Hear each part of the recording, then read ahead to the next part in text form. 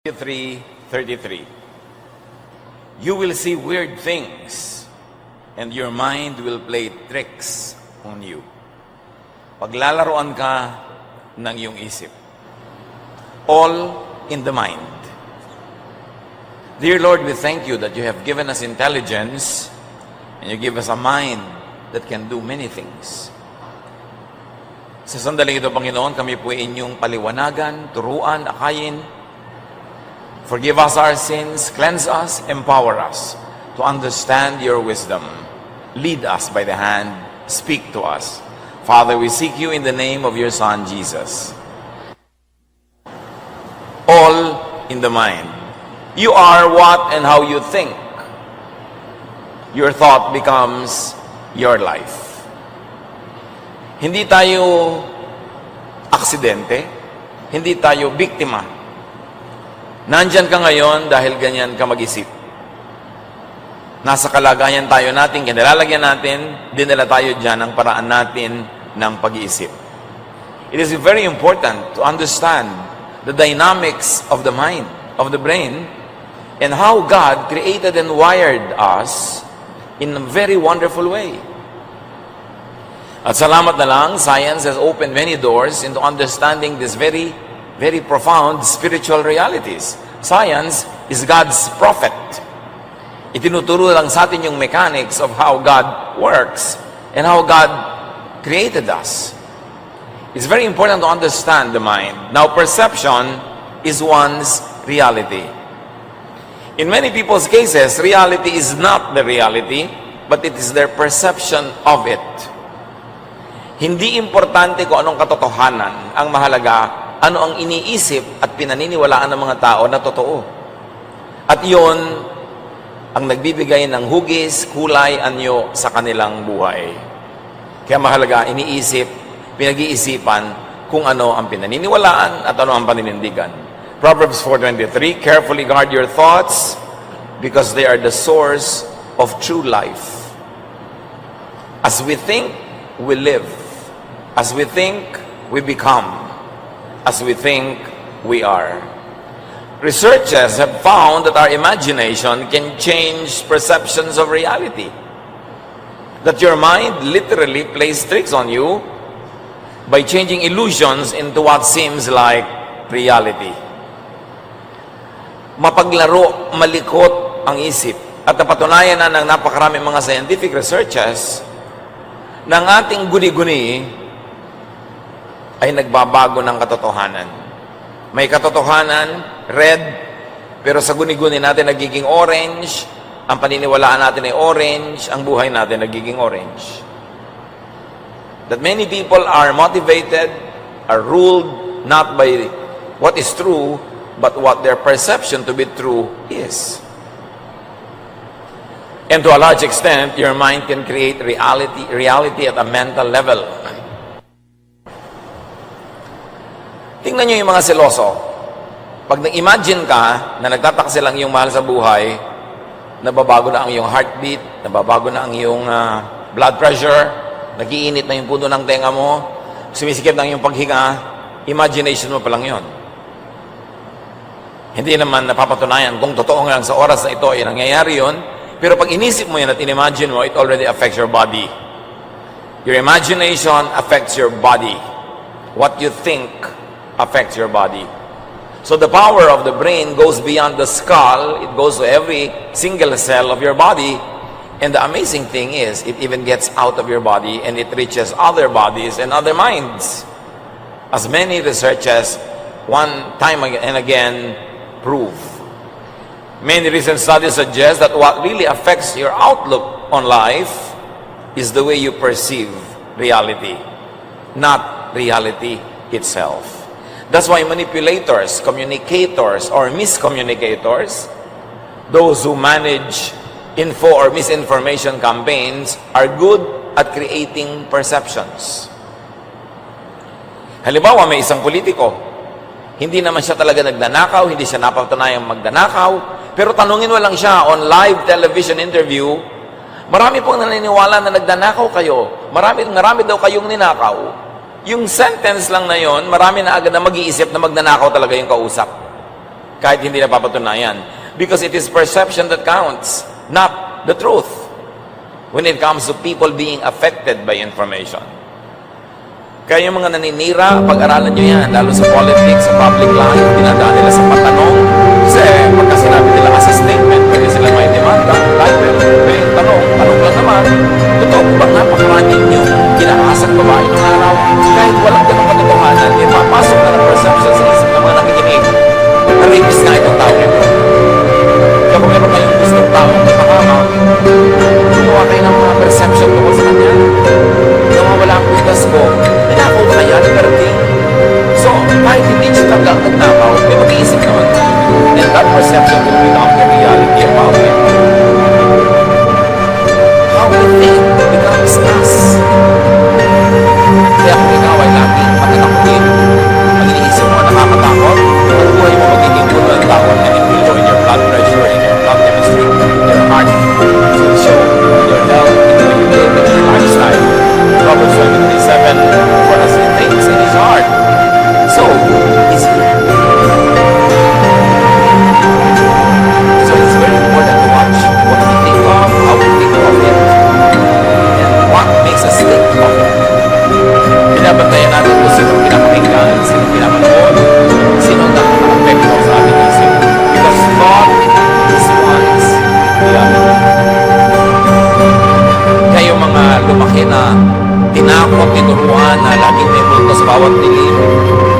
Bawat dilim, may nakikita talaga sa multo. Yung mga naniniwala na bumabalik ang patay na multo, kahit kakalibig lang ng lola nila kanina, natulog sila ngayon magpinsan, magtabi sila sa isang higaan. Yung mapaniwalain sa multo, naramdaman niya na pinagtatagal ang kanyang mundo, may malabig na umawag sa kanyang mukha, may nagdito siyang tinig. Samantalang isang pinsan niya na hindi naniniwala doon, yung tinig na natutulog, wala namang nararamdaman na nakikita. Because when you think of it, when you believe in it, it becomes your reality. And it keeps recurring and recurring in your imagination to the point that you believe it to be factually happening. Discipline of the mind is one of the best disciplines that anybody could ever develop. Psalm 26:2, test my thoughts and find out what I am like. Ang tunay, sukatan ng tao ay ang kanyang isip, paano siya nag-isip. We can project our thoughts in the minds of other people, and that is always happening. That's why, kung ikaw ay malikot sa babae, mamaya, ang mga anak mo sobrang hinihigpitan dahil iniisip mo, nililikot din sila ng bawat isang lalaki sa planeta. Pagka ikaw ay mapagnakaw, iniisip mo lagi kang ginanakawan. Kaya sinasabi nila, pag nanakaw mo sa kawa, wag nanakaw. Because it is so easy for people to project their thoughts on other people's minds. Na pagka ako madududahin,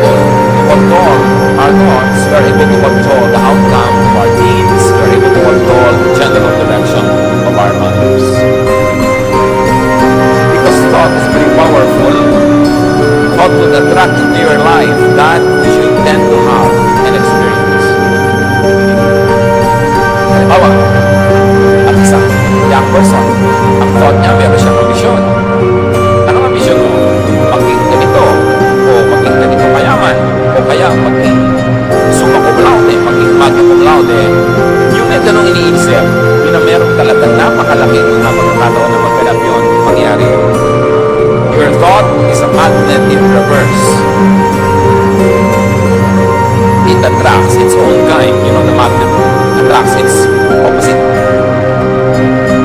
Pero pagka nag-iisip ka, na-attract mo yung iniisip ka. Kaya lagi nag-iisip ka, babibito ako, babibito ako. Yun ang nabibito. Yung nag-iisip ka, magtatagumpay ako. Yun, nagtatagumpay. Yung lumaki sa hirap na nag-iisip na, ganito lang talaga buhay, wala tayo, wala gawa. Talagang 30, 40 years later, mahirap pa rin yun. Pero yung lumaki sa hirap, sabi niya, ayoko ng ganito buhay, papalitan ko ito, iibahin ko ito. Ito yung mga kaulad ko, sa hindi makakawala, mag-iiba sa kanyang mga kapatid, sa kanyang mga kamag-anak, kasi iba siya ng kasi. Kaya iniisip ko yung plano ko sa buhay. Kaya pag may naliligaw sa iyo, may naliligawan, katatanayin mo ang plano ko sa buhay. Wala mo ng plano at ano na lang. Because if you fail to plan to fail. Non-plan is a plan. Kaya yung mga walang mga insurance plans, meron din kayong plan. You plan not to be insured. Plano rin yun. Dapat nag-iisip because your thought is a magnet in reverse. Yung napoproject mo yung isang bagay, kaya maraming mga motivators, sabi niya, gusto mo magkaroon ng bahay when you are 30 or 40 or 50, i-drawing yung bahay mo, lagay mo lagi sa nakikita mo, iniisip mo lagi yun, para yung direction ng yung buhay, yung mga activities mo, papunta towards that goal. Because when you imagine it, you can make it happen. Bakit ba may mga aeroplanong lumilipad? Di ba? In-imagine lang yan, yung mga nauna nag-isip, tapos dinevelop. Lahat ng mga invention na ating mga na-enjoy, inisip lang yan dati, tapos reality na. Halimbawa, nasa gitna ka ng isang napakalaking birthday party mo, na pinlano mo. Nangyari yon kasi, once upon a time, inisip mong gawin yon. Pag inisip, tapos isunod mo yung action, nangyayari. Generally. Kaya iniisip mo, ano bang iniisip ko sa buhay? O ilang taon mo gustong tapusin ang college? 3.5. May plano. So ang gagawin niyan, maglo-load ng maraming units, bibilisan ng pag-aaral, pero yung nga, bahala na ako, ano na lang po, 7 taon na yun, di pa tapos. As you think, you become. And thought creates and changes body chemistry, even body electricity and body kinetics. Sabi nga nila, mind over matter, faith over obstacles. Kaya ang sabi ng ating opening verse, Proverbs 23:33, you will see weird things and your mind will play tricks on you. Meron akong paboritong ikwento, kilala ko itong taong ito, ang religious belief niya, ayaw nila ng blood transfusion. Dinugo, naubusan ng dugo, nasa ospital, ayaw pa rin magpasali ng dugo. So yung matatanda na ng pamilya niya ang nagpasya, salinan siya ng dugo. Alam niyo ba, hindi nagtagumpay ang pagsasalin? Nasira ang siyensya. All mechanisms and all technology failed in the blood transfusion because she willed in her mind that her body will not receive blood transfusion. Needless to say, she died. But really, the mind is above matter. And there's nothing evil here. Walang demons involved. God created us and gave us a slice of His godliness, and that is in our mind. The temple of God is not a rock temple in some faraway city.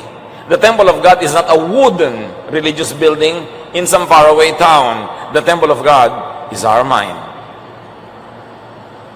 That is where God can rule our lives, and that is where God can enter the world through us, through our minds, through our bodies, through what we do. It is the ultimate temple of God. Kaya yung mga nagagawa ng mind, bigayan ng Diyos. Hindi yan galing sa demonyo because the devil is not a creator. The devil is only a destroyer. The thief comes to steal, kill, and destroy. So anything creative and powerful and fruitful could come only from God. But this mind could be twisted and corrupted by stimuli, by perception. Ecclesiastes 7:29, I did learn one thing.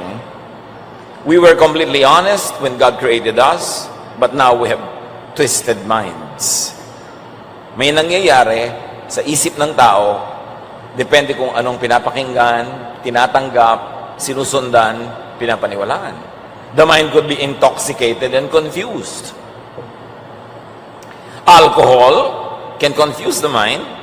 Food can alter the brain's chemistry and affect thought.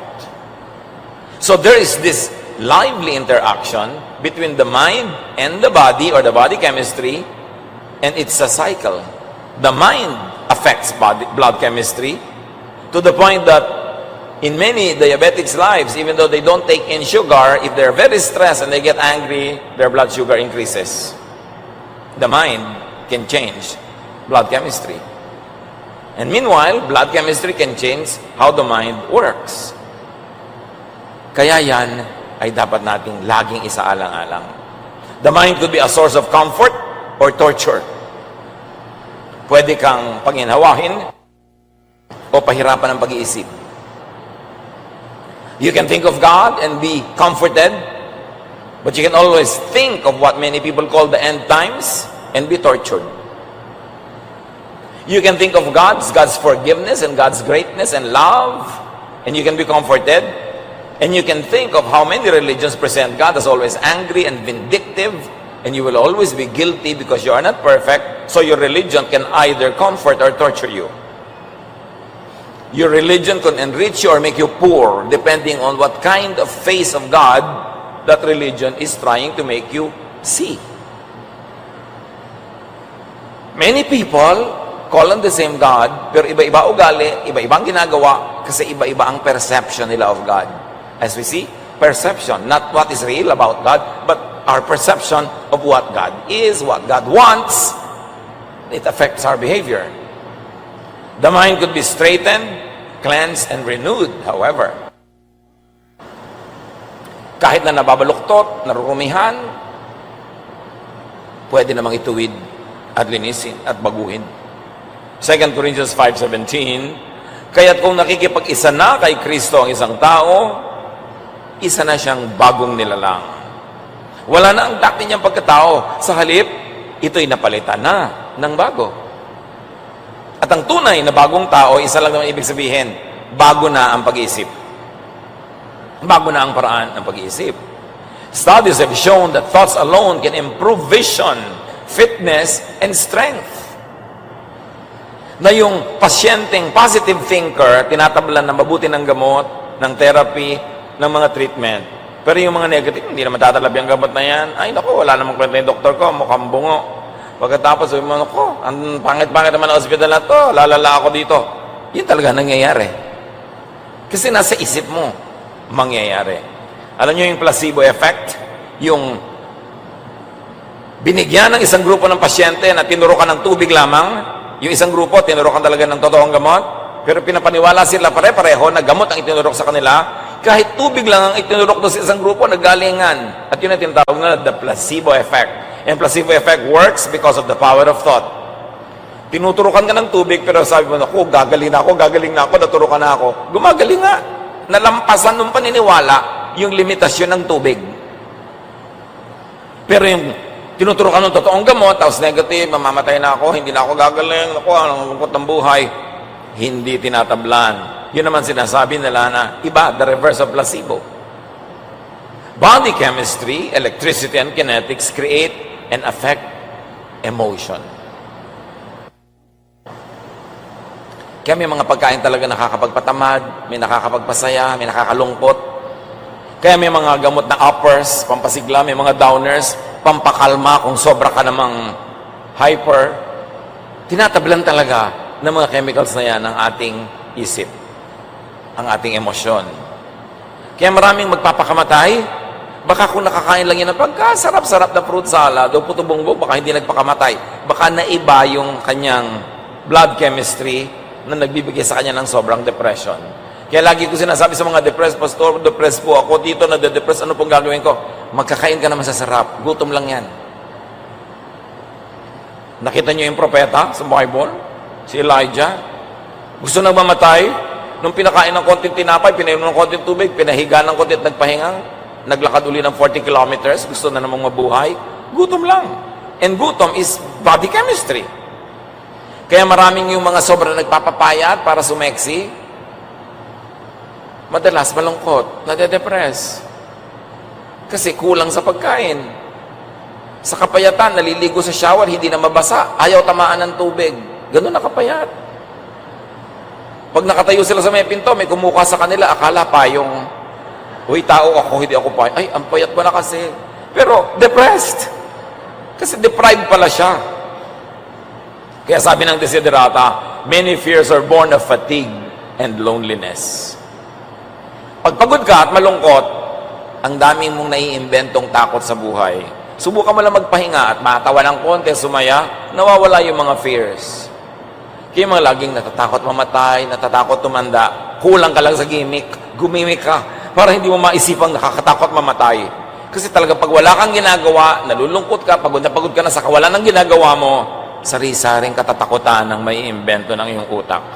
Dapat ibahin ang takbo ng utak. Sino man ang nalulungkot dyan, get out, sweat it out, mag-exercise, magpawis, magsaya, at makikita mo, mawawala yung mga lungkot-lungkot na yan. Palitan ng ginagawa. Kasi pag napapalitan ng body chemistry, gumagalaw ka, sumasayaw ka, naglalakad ka, nagpapawis ka, naiiba rin ang takbo ng iyong utak. Mahalaga. Behaving in an emotionally intense way for an extended period will ultimately create physical illness. Pag lagi kang stress, lagi kang galit, lagi kang nagsiselos, lagi kang takot, magiging sakit yan. Kaya kung matatakotin ka sa turbulence, takot na takot ka sa mga enclosed spaces, huwag ka magtrabaho sa aeroplano. Kasi araw-araw yun ang trabaho mo, may turbulence. Piliin mo yan. May claustrophobia ka, tapos mag-elevator girl ka pa. Diba? So, hindi mo dapat gawin yon. Kung saan ka na-stress, lumayo ka doon para maging healthy ang buhay mo. Eh, paano pa yung asawa ko? Siya ang stressor. Well, change your mind about your spouse. Pwede namang tanggapin mo na lang siya o pag-aralan mong huwag masyadong pansinin. Kasi kung araw-araw na-stress ka, araw-araw, sasabihin mo sa akin, naiinis ako sa husband ko. Alam mo, 50 araw na natin pinag-uusapang naiinis ka, anong ginawa mo para mapalitan? Ipagpalagay, hindi mo mapalitan yung asawa mo. Eh, dapat may iba kang palitan.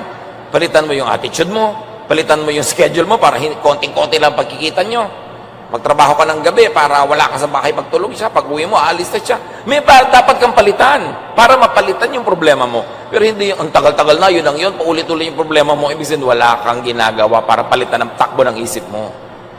Nothing can be changed without facing it first. And nothing here on the planet can be changed without changing your mind, your thought about it first. Pero tandaan nyo, pag paulit-ulit, madalas ng mga negative feelings and emotions, nagiging sakit. At marami na mga tao na problema na yung asawa nila at mga isang ugali, nakakasa. Hindi naman nagiging mindset. Ko lang talaga sa katawan, sabi yung mga sama ng loob, sabi yung dapat tulog mo lang dito. Yes, minsan kasi ako, pero madalas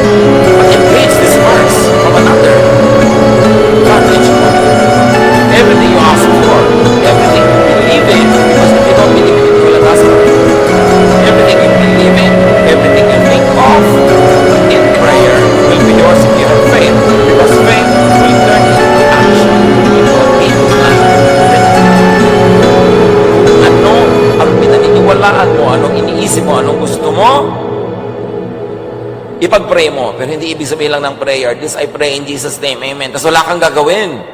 Ang tunay na prayer, may ginagawa. Kakambal nung verbal prayer, yung actual kilos ng katawan. Because faith, if it has no works, is dead. Kaya ang tunay na nagdarasal, hindi lang umuusal ng mga panalangin. Pagkasabi niya ng amen, kikilos na siya para yung ipinag-pray niya mangyari. Yun ang tunay na prayer. Kaya sabi ni Jesus, gusto mo isang bagay, naniniwala ka, idalangin mo ng puspusan, at pagkatapos siyempre, dapat may works ka, mangyayari yon. That's why it is important to choose what to hear, what to listen to, and what to tell yourself. Kasi kung pinapakinggan mo, imposible yan, mahirap yan, tanggapin mo na lang, gano'n na mangyayari sa iyong buhay. Yung taong lagi mong kausap, pinipili mo yan. Anong influence niya sa brain mo? Pinapalakas ba niya loob mo o pinapahina? Pinapatibay ba ang iyong pananalig o inaalis? Tinuturoan ka ba niyang mag-accomplish o tinuturoan ka niya maging tamad? Sino ang lagi mong kausap? Mahalaga sa tao na laging may nakakausap na mas matalino kaysa sa kanya. Para mag-grow yung mind mo. Kung ikaw laging bida, ikaw laging pinakamatalino sa usapan, paano ka mag-grow? It's important to be corrected by others, especially by those who are knowledgeable. So you defer to experience, you defer to education, you defer to knowledge, to brilliance, because that will bring you out of the limited scope of your thinking into something greater. Ecclesiastes 7:21, do not pay attention to every word people say. So don't pay attention to everyone, and don't pay attention to everything someone says. Pinipili mo kung ano yung makaka-construct sa iyong mind, kung ano yung makakapagpayaman sa iyong isip, makakapagpa-asenso ng iyong buhay. Kanina sinabi natin na placebo effect. Nakakapagpagaling kahit hindi talaga gamot ang tinake. But if the mind can be used to heal, it can also be used to kill. Yung tinatawag na nocebo effect. Negative beliefs or expectations. Hindi ka nagagaling, mamamatay ka na. Pag pinaniwalaan mo yon, unti-unti ka talaga maupos. Nakakamatay din yon. Yung may nagsasabi sa yung, magpakamatay ka na, tumalon ka sa building. Hindi demonyo ang nagsasabi sa iyo noon, ikaw din. Sometime in your life, you were convinced that you should die, that you are worthless, that you should end this suffering. So merong tumalon ka sa building, o laslasin mo na ang iyong pulso, o lulunin mo na lahat ng mga tabletas na ito, o saksakin mo na ang puso mo, ibagsak mo yung ulo mo sa bato, kung ano-ano. Diba? Pagtutusukin mo ang sarili mo ng mga karayom, hanggang magdugo ka at maubos ang dugo mo. Yan ay galing sa sarili mo ng isip. Kaya yung mga tao nag-iisip ng mga ganyan, dapat may makausap na iba para maibatakbo ng isip, lumabas, may ibang ihip ng hangin. Because that is only temporary insanity. Pag hindi natuloy yung pagpapakamatay mo ngayon, bukas, nagpapasalamat ka, salamat, hindi natuloy. Dapat lang makalampas ka sa ganung oras ng kadiliman ng isip. Negative beliefs, negative expectations. Hindi ako mananalo sa contest na yan. Paano ko nga mananalo? Hindi nila ako mahal. Wala ako makikitang magmamahal sa akin. Kaya mahalin mo ako para sa lahat ng mga hindi nagmahal sa akin. Maricel. Importante na, bakit mo hahanapin na pagmamahal? Mahalin mo yung sarili mo, alagaan mo yung sarili mo, i-assign mo yun sa iba. Attitude. When you have a defeatist attitude mo, the world owes you a living, kailangan ka laging tulungan, kailangan ka laging kupkupin, talunan. You will not be in command of your life. Pagka ganon. And that is not how Jesus wants us to live. Even research shows that thoughts are capable of affecting everything, from the simplest machines to the most complex living beings. Ang dami ng mga experiment na apektuhan ng isip ang mga things. Some people ascribe it to telekinesis. Yung napapagalaw ko yung baso sa mandon, pag-iisip ko lang, nagko-concentrate ako, gumagalaw yung baso doon sa kabilang mesa. Yung mga uninformed already suspects an evil spirit. Laging, ay may evil spirit, ay may demonyo. No. It is the power of the mind. And is the power of the mind from evil? No, it is from God. Because God created us in His image. And if there is a throne in our body parts where God really sits in glory and power, it is our brain. God created people in His image that God gave us a slice of His glorious self. And that slice is most evident in our brain, in the way we think. Grabe ang pag-iisip ng tao. Hanggang ngayon nga, hindi ko maubos maisip bakit yung fax lumalabas dito sa aking bahay, yung papel na pinapadala mo sa bahay mo, saan dumaan yun? Grabe ang tao.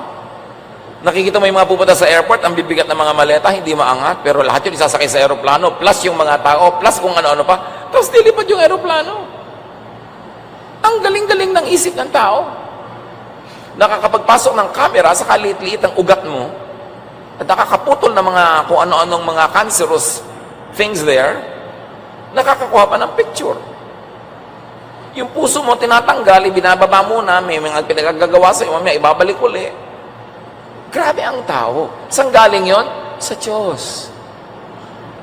Ang galing-galing ng talino ng tao. At according to studies, hindi man lang tayo gumagamit ng not even 10% of the capacity of our brain. Marami mga brain, hindi ginagamit. Puro, ay, nakasanayan ko na to, ito na lang, ayoko na mag-iba, mag-experiment. Pag may tinuturo ka, ayoko niyan, nosebleed. Mga tamad mag-isip. Kaya mga tao nakalublob sa kamangmangan. Pagka meron tuloy nangyayari, demonyo agad ang iniisip at pinagbibintangan, o multo, o sari-sari. The devil is in your mind. Laging kung ano-ano iniisip ng mga tao. Ay, ano, tinutokso ka ng demonyo? Bakit ka tutokso ng demonyo? Yung sarili mo tumutokso sa'yo kasi yun ang gusto mo. Tapos yung demonyo pinagbibintangan mo para hindi mo masisi ang sarili mo. Nasa isip natin yan. Every thought we have is tangible energy with the power to affect even the physical world. In fact, marami mga researchers ang ginawa that demonstrate that the brain, the human brain, can direct even how some fish swim. The behavior of cats and dogs, even of bacteria and mice, can be affected when you focus and think of it. And let me remind you, this is not witchcraft. It's not evil. It is the inherent, natural, inborn power of the mind given by God. So people who reflect His image can create great and beautiful things. Why do we have that power? Because humans were created in God's image.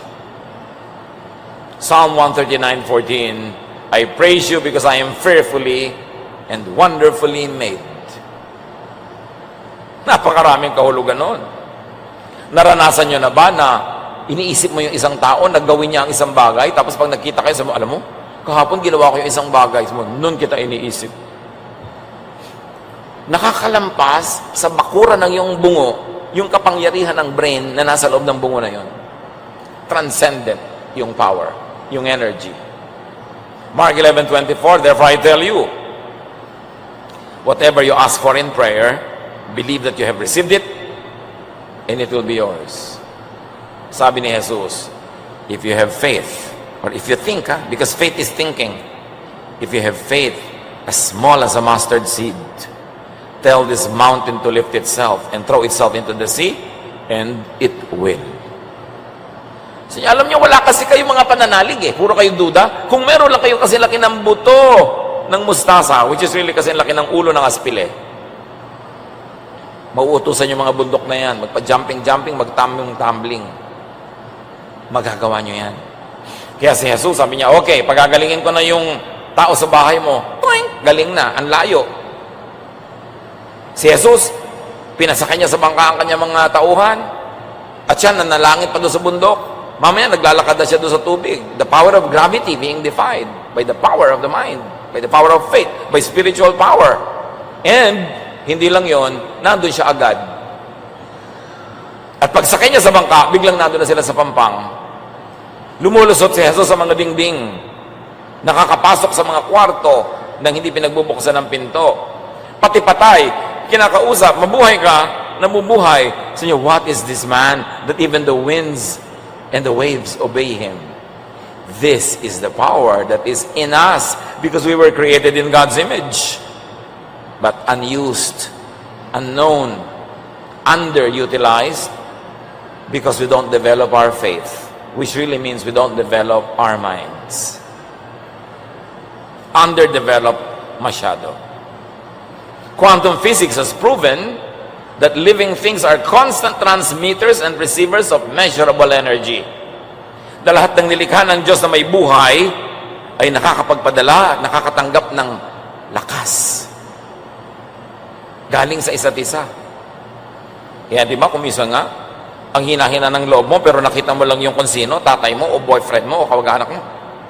Ang sigla mo na agad, buhay na yung loob mo. Lumipat na yung energy niya sa'yo. Meron naman, nasaya-saya mo, nung makita mo, bigla kang nalambot, nawalan ka ng gana. And there are people who brighten up a room just by leaving it. Meron naman, pagpasok, alam mo, may energy.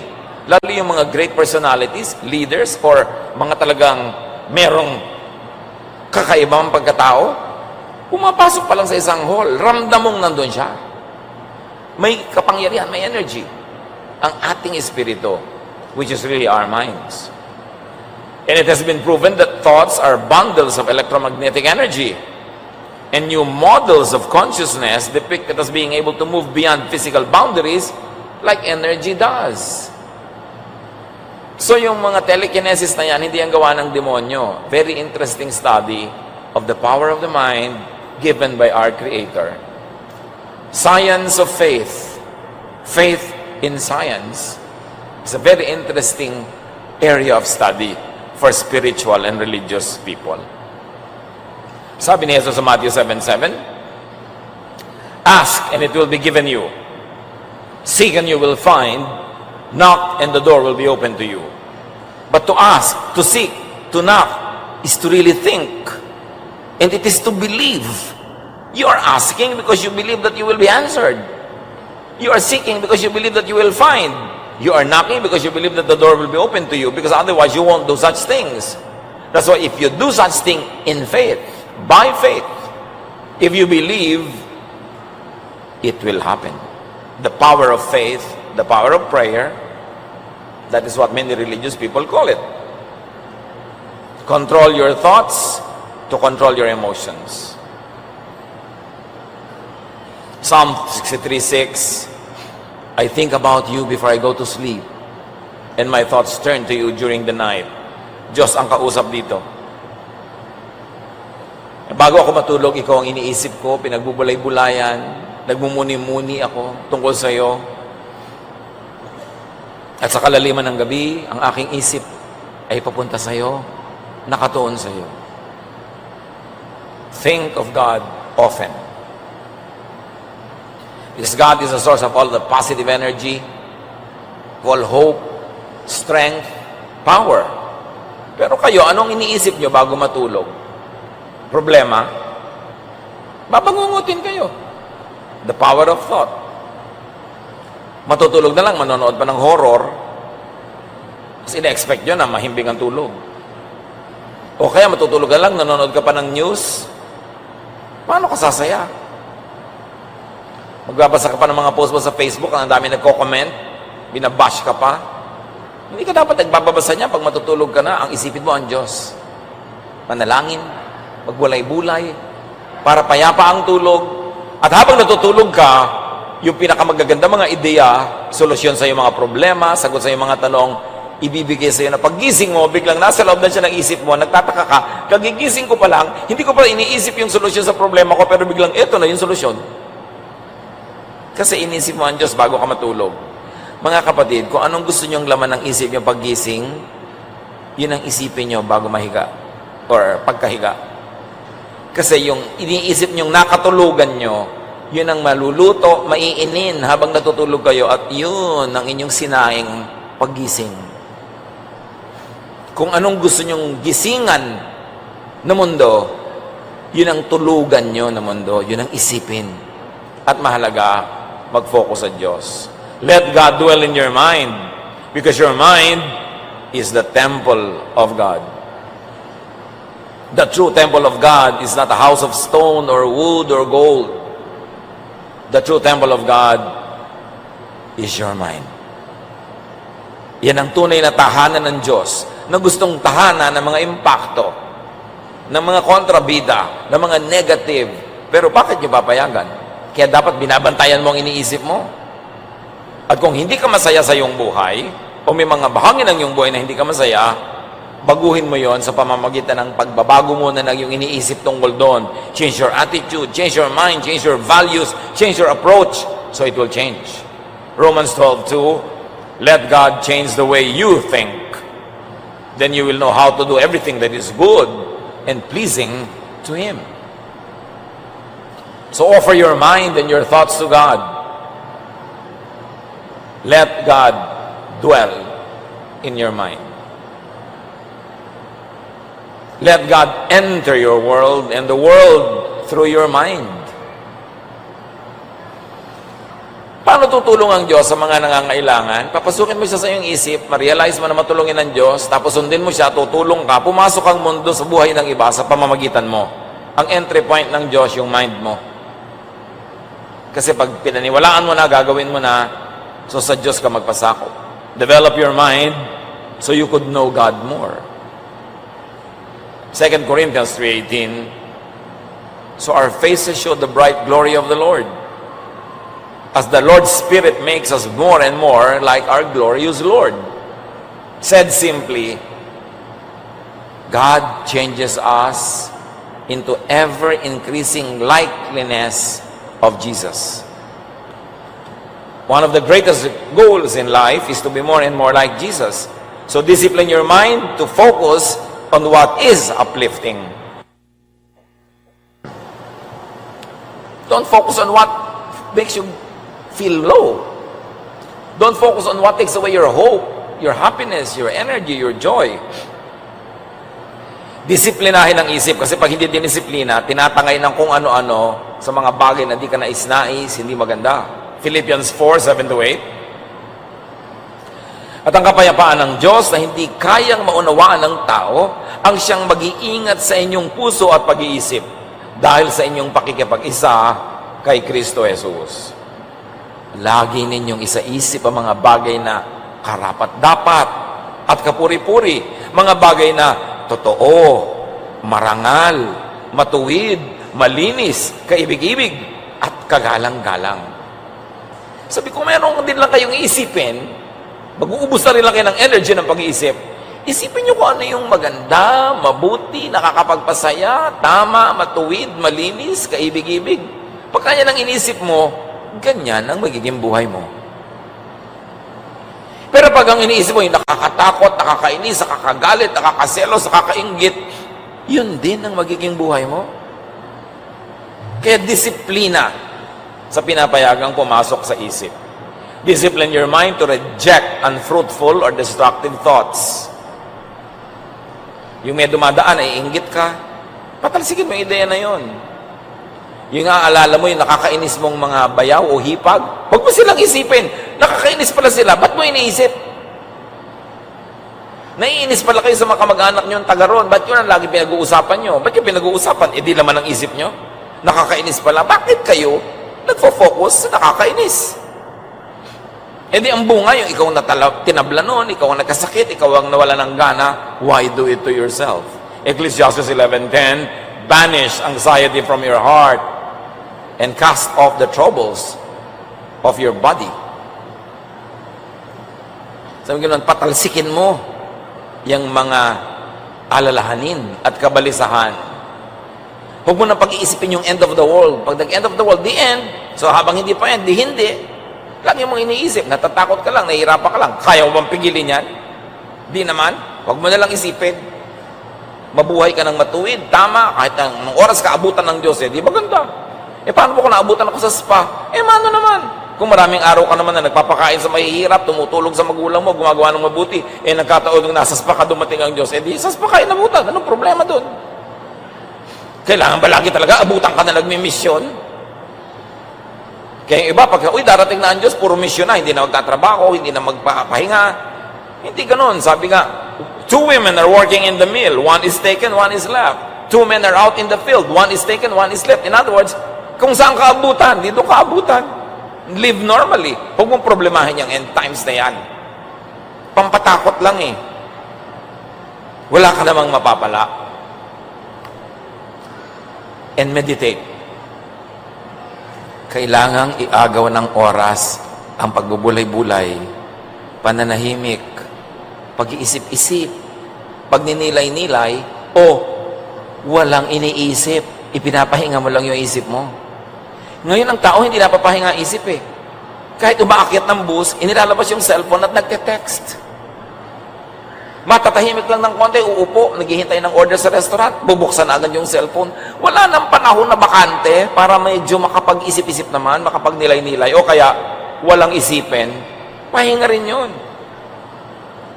Do not mistake activity for achievement. It's not because that you're always busy thinking about something, it means that you're accomplishing something already.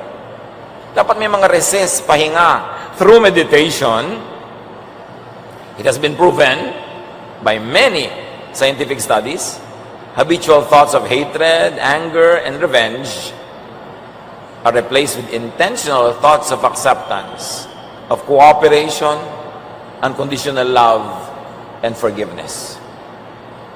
Kaya din natin tabi, I meditate on your word day and night.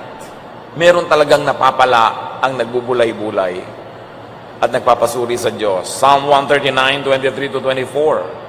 Search me, O God, and know my heart, which really means know my mind. Test me and know my anxious thoughts. See if there's any offensive way in me, and lead me in the way everlasting. God always search my mind, my heart. Anong iniisip ko? Anong pinag-iisip ko? Plant a thought, harvest an act. Plant an act, harvest a habit. Plant a habit, harvest a character. Plant a character, harvest a life or a lifestyle. Yung life o lifestyle mo nagsisimula sa thought. So sa thought pa lang, kontrolin mo na. All begin in the mind. All end in the mind is really all in the mind. Your mind should be the habitation of God, not of the devil. Your mind should be the home of love, happiness, peace, contentment, joy, not of hatred, of strife, of anger, of pain, of bitterness. Dapat piliin. Wasakin, gibain, patalsikin ang lahat ng isipin na sumisira sa ating kagandahan, sa ating kapayapaan, sa ating katahimikan. 2 Corinthians 10:5. We demolish arguments and every pretension that sets itself up against the knowledge of God, and we take captive every thought to make it obedient to Christ. Ginigiba namin ang lahat ng mga ideya na kumokontra sa Diyos at ipinabibihag kay Jesus ang bawat iniisip ng aming utak. At pinasusunod kay Jesus ang takbo ng aming isip. Doon nagkakaroon ng kapayapaan. Pag ginawa yan, matutupad ang pangako ni Jesus, come to me all of you who are tired and heavy laden, and I'll give you rest. Sabi niya, I will show you great and wonderful things. Sabi, the mind has not thought of, the eyes have not seen the great things that God has in store for His people. But first, you've got to open your mind to God. Cleanse your mind, detox it of all poisons, and make it obedient to the thought of Jesus. Dear Lord, teach us. Marami nang nakontrol ang tao, pero ang isip niya hindi pa. Turuan niyo kami, nabigyan ng direksyon namin pag-iisip. Kilalanin ang mga negative thoughts na hindi namin dapat i-entertain. At punuin namin ang aming isip ng anumang mga bagay na mabuti, maganda, kaibig-ibig, kanais-nais, totoo, nakakapagpasaya, nakakapagpabait. Pagbulay-bulayan natin mga kapatid ang kahulugan ng mga ito sa ating buhay, and in a moment of silence, think about how these things might be applied in your personal life. Lord, continue to speak to your people as we ask you and hear from you what we should do with our personal lives in reaction to all of this. Be with the Lord in silent reflection. Reflection. Reflection.